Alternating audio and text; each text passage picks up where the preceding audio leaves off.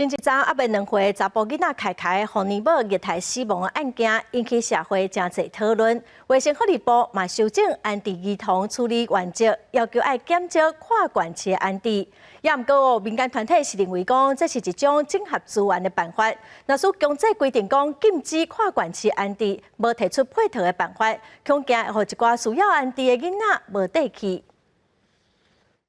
凯凯去互年母虐待死亡的案件惊动社会，卫福部修订直辖市、县市政府运用居家托育人员照顾家外安置儿童处理原则，希望减少下县市居家托育的照顾。不过，民团认为讲，下县市安置是因应安置量能资源无够的办法。若果是限制下县市安置，煞无制定资源调度配套的措施，恐惊会互需要安置的囡仔无所在通去。虽然就是中央有提到说它并没有完全禁止但是呢，在这个行政命令底下挂了一个所谓的考核的一个机制，